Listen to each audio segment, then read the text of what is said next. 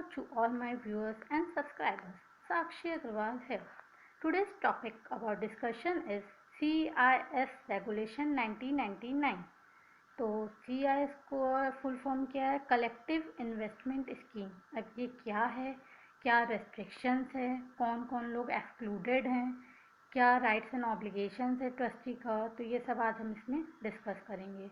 तो CIS की बात करें तो इस स्कीम को स्टार्ट करने से पहले हमें एक कंपनी सेटअप करना होगा जो कि ट्रस्ट के फॉर्म में क्रिएट होगी। तो ट्रस्ट के फॉर्म में क्रिएट होगी तो वहाँ पे ट्रस्टी अपॉइंट होगा who hold the asset for the benefit of unit holders. तो अगर हम कंपनी की बात करें तो जब कंपनी इनकॉर्पोरेट होती है तो वहाँ पे प्रमोटर का टर्म हम लोग यूज़ करते हैं। प्रमोटर कौन होता है कि जो कि आइडिया को डेवलप करता है, उसको एक्शन में लाता है, कंपनी को इनकॉर्पोरेट प्रमोट सब वही करता है। बट यहाँ पे हम लोग स्पॉन्सर टर्म यूज़ करेंगे जो कि कंपनी को सेटअप करेगा। और जैसे सिक्योरिटीज़ हम लोग परचेज करते हैं तो वहाँ पे हमें शेयर सर्टिफिकेट मिलता है, हम लोग शेयर होल्डर्स कहलाते हैं। यहाँ पे अगर हम मनी इन्वेस्ट करेंगे तो हमें यूनिट्स मिलेगी और हम यूनिट होल्डर्स कहलाएंगे। तो as you see this diagram, तो यही एक्सप्लेन किया हुआ है। CIS जो है वो स्पॉन्सर सेटअप करेगा in the form of company, इसको हम बोलते हैं कलेक्टिव इन्वेस्टमेंट मैनेजमेंट कंपनी। और ये ट्रस्ट के फॉर्म में क्रिएट होगी तो यहाँ पे ट्रस्टी अपॉइंट होगा।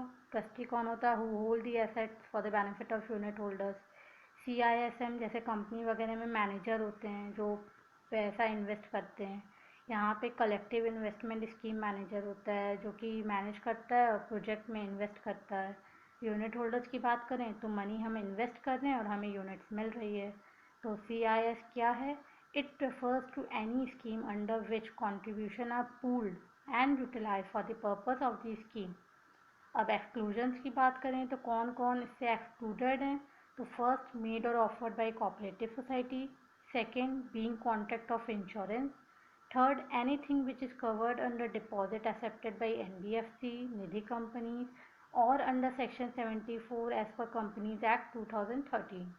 Fourth, chit business. Fifth, mutual fund.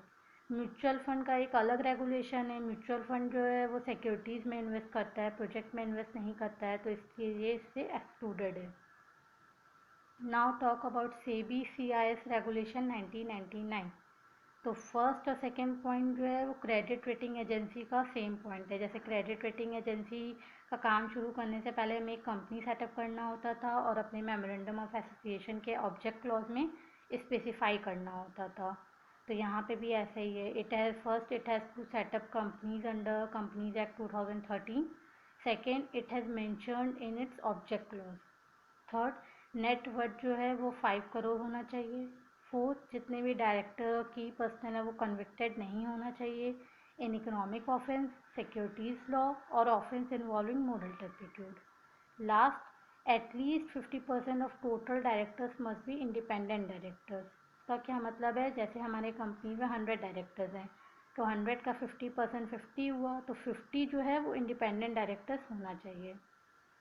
अब बात करें restrictions on business activities. CIMC जो कंपनी है वो क्या क्या नहीं कर सकती, क्या क्या रेस्ट्रिक्शंस हैं? तो फर्स्ट, वो स्कीम को मैनेज करने के अलावा कोई दूसरी एक्टिविटी अंडरटेक नहीं कर सकती है। Second, not act as a trustee of any scheme. Third, वो कोई भी ऐसी स्कीम लॉन्च नहीं कर सकती है जिसका पर्पज़ है सिक्योरिटीज़ में इन्वेस्ट करना, क्योंकि CIS का पर्पज़ होता है प्रोजेक्ट में इन्वेस्ट करना, ना कि सिक्योरिटीज़ में। Fourth, invest in any scheme floated by it. इसका क्या मतलब है कि जो CIMC है वो अपने ओन स्कीम में, खुद के स्कीम में इन्वेस्ट नहीं कर सकती है। वो तभी कर सकती है जब वो उसका एक कंप्लीट डिस्क्लोजर देगी। अब बात करें what are the rights and obligations of the trustee.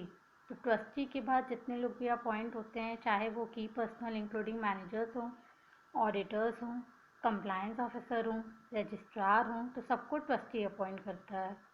तो ट्रस्टी का क्या राइट्स एंड ऑब्लिगेशंस है? फर्स्ट, वो ये इंश्योर करता है कि जो कंपनी है उसके पास एडिक्वेट इंफ्रास्ट्रक्चर है कि नहीं है। सेकेंड, वो KP दैट इज़ की personal including managers, auditors, compliance officer, registrar को अपॉइंट करता है और वो स्कीम को मैनेज करने का काम करता है। तो ये सब राइट्स एंड ऑब्लिगेशंस हैं ट्रस्टी के। अब बात करें कि जो एग्रीमेंट है CIMC का ट्रस्टी के साथ वो कब टर्मिनेट होगा। तो फर्स्ट जब कंपनी वाइंडिंग अप हो जाएगी। सेकेंड, जो यूनिट होल्डर्स है अगर वो 75% होल्ड किए हैं और वो रिजोल्यूशन अगर पास कर दे रहे हैं तब टर्मिनेट हो जाएगा। थर्ड, अगर सेबी को लगता है if in the interest of unit holder तो वो टर्मिनेट कर देगी after giving an opportunity of being heard.